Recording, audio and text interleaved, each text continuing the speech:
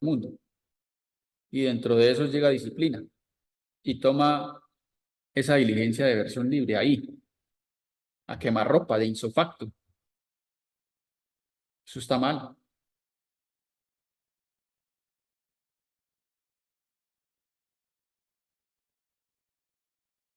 Segunda recomendación, cuando se vayan a notificar, pidan copia del expediente. Pidan copia del expediente. No es si el de disciplina quiere, no es si se le da la gana, no es si le quiere hacer el favor, no, es que tiene que darle copia del expediente, se la tiene que dar. No es que ahí venga mi intendente, mi comisario, hágame el favor, no, no, no. Yo pido copia del expediente si no me la quieren dar verbalmente. Sencillo, sencillo. Al mismo correo al que usted le notificaron de la investigación, ahí mismo, a ese mismo correo, usted envíeles un correíto de 2 renglones o de un renglón. Solicito copia del expediente de la investigación que cursa en mi contra. Punto. Y se lo tienen que enviar. Se lo tienen que enviar. Y no es que se lo tienen que enviar incompleto. No es que solo le envían lo que está escrito. No. Le tienen que enviar absolutamente todo el expediente, todo lo que reposa en el expediente. Videos, fotografías, grabaciones, absolutamente todo. No, pero es que no tenemos capacidad, no podemos subir eso, no podemos generar el expediente digital con todo lo que reposa dentro del expediente. Es problema suyo. Eso es problema suyo. Usted verá qué hace. Pero yo tengo derecho a que usted me dé copia del expediente. Yo no sé usted cómo va a hacer, pero me tiene que dar copia del expediente. Tercera recomendación, ojo con el abogado que van a contratar. Primero, si el caso amerita una defensa, contraten abogado. Si ustedes ven que pueden capotear el caso, háganlo.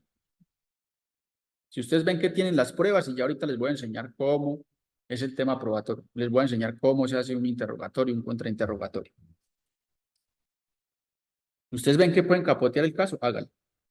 Pero si usted ve que el caso es un poco complejo, ¿cierto? Que requiere de cierta experiencia, de pronto de un abogado canchero, que no se deje intimidar del jefe de oficina de control disciplinario, que no se deje intimidar de los participantes. Si usted ve la cosa un poquito peluda, contrate abogado. Pero ojo con el abogado que contrata. Ojo con el abogado que contrata.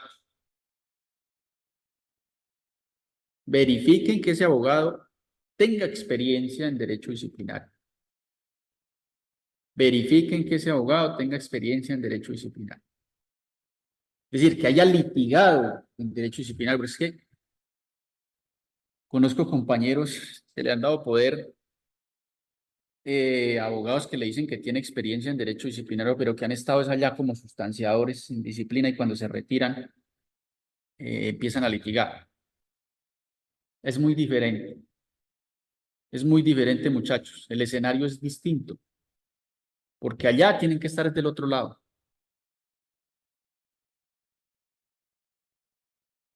Y en este momento, en este preciso momento, 2024, son pocos los abogados que tienen experiencia en despachos disciplinarios con las nuevas normas. Son pocos. Los que las tienen están todavía ejerciendo en los despachos disciplinarios en el grado de subintendente, intendente, los sustanciadores.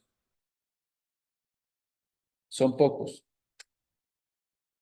Los que se retiraron hace 2, 3 años, esos tenían experiencia, pero con la antigua norma. Y el cambio es sustancial. Entonces, ustedes tienen que verificar eso, muchachos. Hey, doctor, yo le doy poder, pero dígame usted en qué es especializado, primero que todo. ¿En qué es especializado usted? Segundo, verifique la experiencia. Verifique la experiencia. Y más allá de la experiencia, o sea, la experiencia no se mide en la cantidad de años que lleve ejerciendo la profesión. ¿No? Porque a veces tenemos esa mentalidad de que si el abogado es un tanto de cierta edad, mayor, que se ve con experiencia, ese es. Y no siempre es así. No siempre es así. La experiencia, ustedes la deben medir con los casos de éxito que ha tenido. Y un tercer tip que les doy es verifiquen que esa persona, que ese abogado que los va a representar, conoce las minucias del servicio policial. Eso es demasiado importante, muchachos. Demasiado importante. Porque puede ser un excelente abogado, puede ser un abogado brillante, puede tener maestría, puede tener toda la experiencia que ustedes quieran. Pero si el hombre desconoce cómo funciona internamente la institución, créame que no es el idóneo.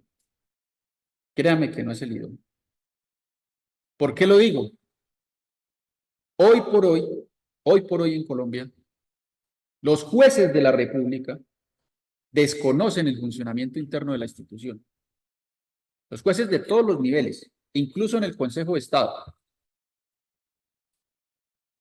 Miren la batalla tan grande que se tuvo que dar para que se lograra aquello del 2025, del 15-20, perdón. ¿Cuánto tiempo tuvieron que durar los abogados que estaban litigando en esos casos, explicándoles a los magistrados, a los consejeros, cómo funcionaba internamente la institución? ¿Cuáles eran las normas específicas que rigen a las instituciones militares y policiales? Las desconocen, se los digo con conocimiento de causa. Los jueces de la República, en su gran mayoría, desconocen cómo funciona internamente la Policía Nacional, cómo funciona internamente el Ejército Nacional, cómo funciona internamente la Armada Nacional. Para empezar, que ni siquiera la jerarquía la conoce. Para empezar. Entonces no saben si tiene más rango un capitán que un subintendente. Para ellos eso es igual. Entonces, un abogado que no conozca las minucias del servicio, que no sepa cómo funciona la institución por dentro, cuando digo cómo funciona es con sus formalidades legales y sus formalidades no legales. Ustedes saben a qué me refiero. ¿Sí? Porque si conoce cómo funciona internamente la institución, créanme, que va a encontrar la estrategia idónea para ejercer la defensa en ese proceso. Créanme. Voy a poner un ejemplo. O voy a hablar de varios ejemplos. Casos muy conocidos. Como por ejemplo, no sé si ustedes escucharon, el caso de un patrullero que en Bogotá accionó su arma de fuego en medio de una persecución con tan mala suerte que impactó en el cráneo a una jovencita como de 20 años. Estaba estudiando, creo que era diseño gráfico, algo así. ¿Recuerdan ese caso? Eso como que ocurrió por allá por el sector de Venecia. ¿Qué pasó en ese caso? El policía que estaba en servicio, que estaba uniformado, que procedió en cumplimiento de su deber,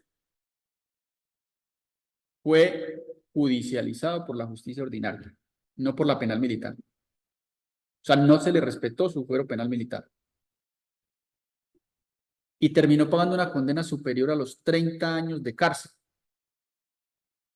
porque se le condenó por homicidio doloso. Para mí en ese caso no había homicidio doloso. No sé si recuerdan el casito. Si no, lo ilustramos, no hay problema. Lo ilustramos. Sí, ilustrémoslo. Listo. No, el casito es muy sencillo, se los voy a resumir. Un número de, creo que eran 4 policías, se encontraban realizando un puesto de control en una avenida principal en Bogotá. Le hacen la señal de pare a un vehículo que transitaba por dicha avenida alrededor de la 1, 2 de la mañana. Ese vehículo hace caso omiso a la señal de los uniformados y se los lleva por delante. Los atropella.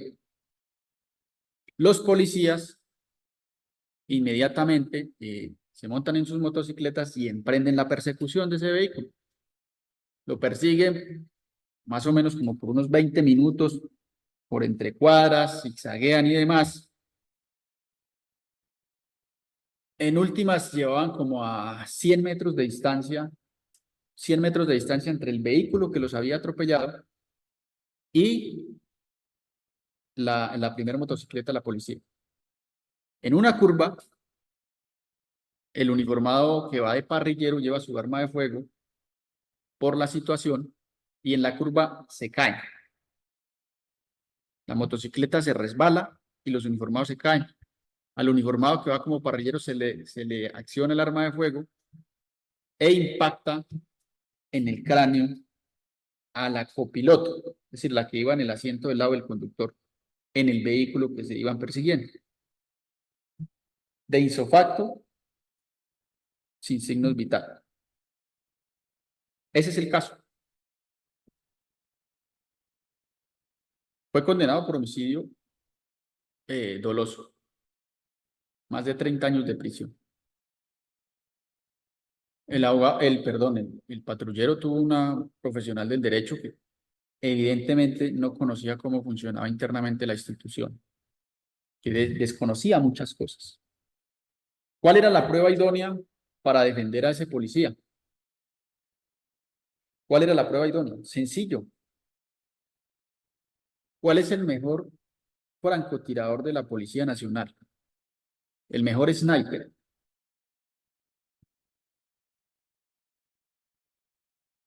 Póngalo en esa motocicleta, a la misma hora, con la misma luminosidad, con una pistola Sig Sauer Cipro P2022, a 100 metros de distancia, dos vehículos en movimiento, y póngale el maniquí en el copiloto a ver si es capaz de impactar en el cráneo.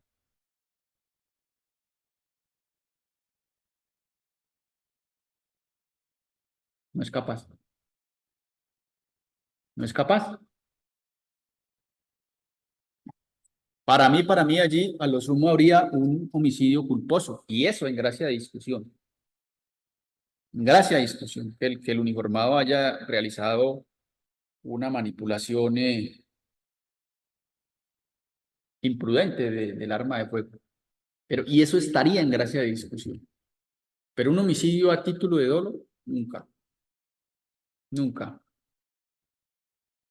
Juzgado por la justicia ordinaria, tampoco. Es que él estaba en servicio, estaba uniformado. Reaccionó a un ataque. ¿Por qué la justicia ordinaria? Entonces, ¿para qué está el fuero penal militar? ¿Listo? Eso para mencionar. Voy a poner otro ejemplo muy sencillo. El caso de Mañana nos vemos. Bueno, Muchas gracias. ve con la mamá. Paula, por favor, me colaboras con el audio. Otro ejemplo muy sencillo. En los Llanos Orientales, un grupo de soldados reciben la orden de realizar un operativo en la madrugada para capturar a un cabecilla de un grupo al margen de la ley. Un grupo X, para no dar detalles. Los uniformados cumplen la orden, se desplazan en los vehículos hasta cierto punto, posteriormente patrullan ciertas horas y llegan a las coordenadas indicadas, esperando que por allí pasara una vía rural, que por allí pasara el sujeto cabecilla. Efectivamente, después de esperar mucho tiempo, toda la noche acostados en el lugar, a las 11 de la mañana pasa por el lugar el personaje que había indicado inteligencia.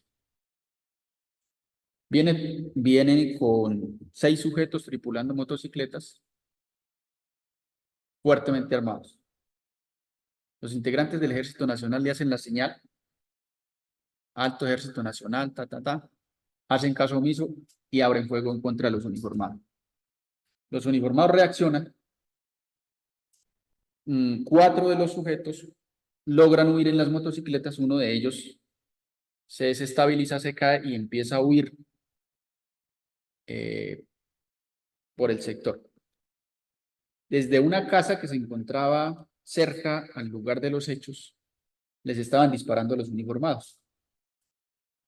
El sujeto se dirigía hacia esa casa, el famoso cabecilla. Sigue el cruce de disparos, resultado de la operación, capturan al cabecilla y en el cruce de disparos termina herida la novia del cabecilla. Se le pinchó una silicona con un impacto de bala de un fusil calibre 5.56. Posteriormente inician un proceso penal militar, disciplinario y administrativo por reparación directa, porque para indemnizar daños y perjuicios a la novia de este sujeto. Cuando nos llega el caso en penal militar, encontramos que la novia del uniformado, del cabecilla, se encontraba en estado de embarazo y producto de dicha operación perdió al bebé. Entonces la demanda era grandísima, una demanda contra el Estado grandísima. Para que ellos ganaran la demanda contra el Estado, una demanda millonaria, tenían que ganar el proceso en la penal militar y en la disciplinaria, es decir, demostrar responsabilidad de los uniformados del Ejército Nacional. ¿Cómo se demostraría la inocencia allí de sus uniformados? Pues cuando se conoce cómo funcionan internamente las instituciones, ¿qué fue lo primero que hicimos? Solicitar los soportes probatorios que nos indicaran cuántas veces habían hecho polígono esos uniformados, cuánto tenían de antigüedad, cuánto entrenamiento habían tenido, ¿cierto? Y la misma prueba de la anterior. ¿Cuál es el tirador más teso de ahí de ese batallón?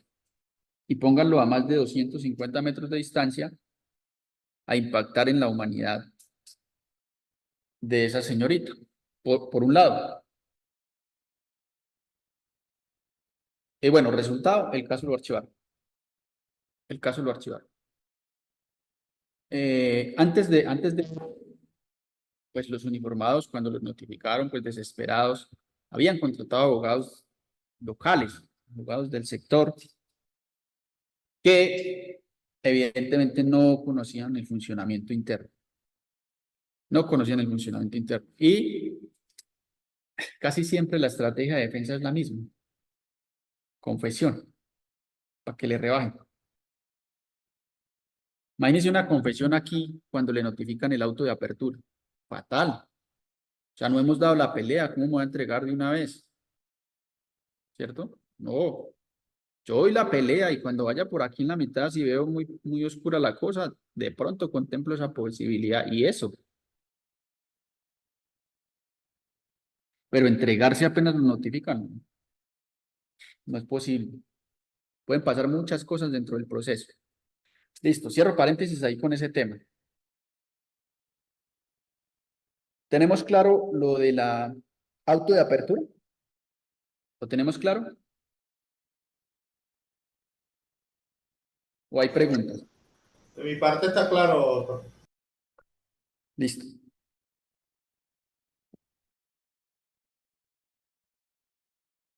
Vamos a hacer lo siguiente. Voy a dejar de compartir pantalla y les voy a compartir. Es uno de esos documentos. Vamos a ver si encuentro uno en el que ya se haya cerrado la respectiva etapa y lo podamos compartir con tranquilidad. Me verifico por acá. Disciplinario. Pues los de disciplina están llenos de artimañas. Como uno no sabe lo que usted está explicando, lo envuelven a uno. Claro, pero de aquí en adelante ya no lo van a envolver comando, que ya usted sabe cómo es.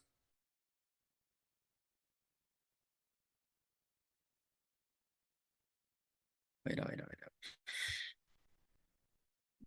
Archivados.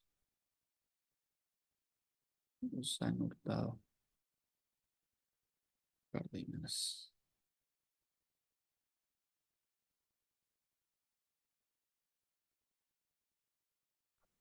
Doctor, buenas noches.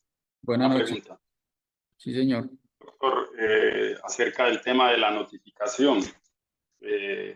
A manera de ejemplo, si llega una notificación al policía X y pues el policía X evidencia que hay una indebida notificación o no se le entrega el pliego de cargos, es recomendable, o sea, percatándose de ese error, dejar que el proceso continúe y utilizarlo como una herramienta más adelante a favor del uniformado. Eso es un muy buen punto. Es una estrategia, eso es guardar el as bajo la manga. Yo a veces lo hago, dependiendo del caso, dependiendo de los pormenores, de las circunstancias del caso. Yo guardo una nulidad, yo la detecto, pero yo la guardo y en el momento oportuno la descubro. Después de haber agotado otras. Doctor, una pregunta. Señor, Gracias, doctor. con gusto. Doctor, y si se presenta esta situación, ¿no podría alegarse que el defensor o el o el disciplinado convalidó con su acción dicho defecto de forma? No. Puede haber lo que se conoce como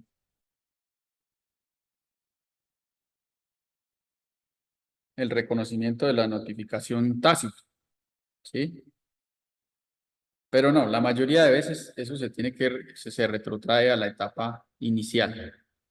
Y si ya los términos no dan, pues eso lo tienen que archivar. Eso lo tienen que archivar. Pero ya vamos a ver que les voy a mostrar cómo se interponen esas nulidades. Doctor, una pregunta. Sí, señor.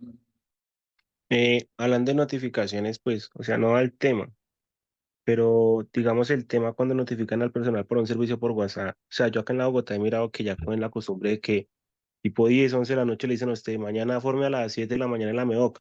Y ya he visto como a 3, 4 compañeros que le han pasado el informe porque no llegan a formar porque los notifican tarde o se meten a un apoyo y es grupo tras de grupo tras de grupos de WhatsApp y le dicen, no, es que usted lo notificamos por WhatsApp, pero nunca se presentó. O sea, ¿existe algún instructivo, alguna norma, alguna resolución que diga que usted lo puede notificar por WhatsApp o algo así?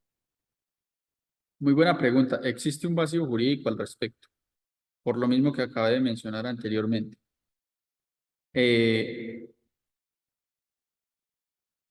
Los jueces desconocen este tema. Entonces, hay jurisprudencia respecto a la notificación por grupos de WhatsApp y por el WhatsApp. Y lo que ha dicho la Corte Suprema de Justicia, la Corte Constitucional, es que esos medios tendrán validez siempre y cuando sea la empresa, ¿sí?, el empleador quien costee el plan de datos y disponga de esos medios para notificación. En este caso no aplica. A ningún uniformado le pagan el plan de datos, ¿no? Pero digamos que existe un vacío normativo respecto a las notificaciones de los policías. Para mí no son válidas. Para mí no son válidas. Doctor, Profe, una preguntita. pero es que, por Bueno, sí. ejemplo, estamos utilizando el hecho de que usted ya quede notificado porque los chulitos se ponen azul. En mi unidad no es así. Para mí, dentro de un proceso judicial, eso no tiene validez.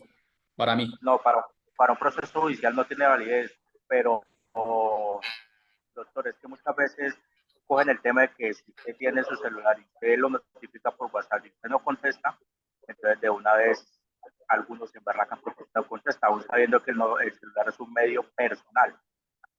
Entonces, se basan a eso. Aquí no, usted es policía, usted está disponible, usted tiene que contestar el celular a la hora que ellos quieran. Entonces, pues yo creo que ahí sí hay unos vacíos jurídicos muy grandes, porque el celular primero es un elemento personal. Y si a mí me envían un WhatsApp y yo no lo quiero contestar, pues ¿cuál es el problema si a mí no me lo está dando la institución? Muy cierto. Totalmente cierto. Doctor, si Por en el ejemplo, proceso no fue notificado de debida forma y pues se alega ya después la nulidad, ¿qué perjuicio tiene la nulidad para el proceso disciplinario como tal? ¿Qué perjuicio tiene para qué, perdón? ¿qué beneficios tiene para la defensa de mi proabijado que declaren esa etapa nula? Bueno, depende. Digamos que las nulidades o la invocación de las nulidades son un remedio para el proceso, ¿no? Entonces, el proceso tiene que ser saneado, tiene que estar sano. Cuando decimos que hay una nulidad es porque algo está mal, porque el proceso tiene una anomalía, una dolencia, ¿cierto? Y esa anomalía o esa falencia o esa dolencia puede ser saneada, puede ser saneada. Entonces, por ejemplo, supóngase que en un auto de apertura de investigación, por error mecanográfico pusieron Molano y no Moreno, un ejemplo. Entonces, el defensor o el mismo investigado se percata de esa situación. Se percata de esa situación y entonces invoca la nulidad. Entonces, ¿qué pasa en ese momento? Pues que vamos a sanear el proceso. Entonces, ¿qué dice disciplina? Saca un auto saneando el proceso y dice, por error mecanográfico en el auto de apertura de fecha tal, se cometió un error, se confundió el apellido y se saca un nuevo acto corrigiendo, y si es el caso, se saca un auto de apertura de la investigación nuevo, se anula el anterior y con ese auto de apertura de la investigación nuevo, pues ya queda saneada esa anomalía, esa falencia. Por eso es que es importante, saber en qué momento y en qué circunstancias implementar esa nulidad. En mi caso, yo les puedo decir que en varios procesos yo he logrado que lo archiven de manera definitiva. Que lo archiven de manera definitiva. Doctor, Doctor, una buenas preguntita. noches. En mi Sí, caso, Sí. tuve una situación, me notificaron ahí a disciplina, pero entonces fue el tema de las fechas. ¿Eso serviría?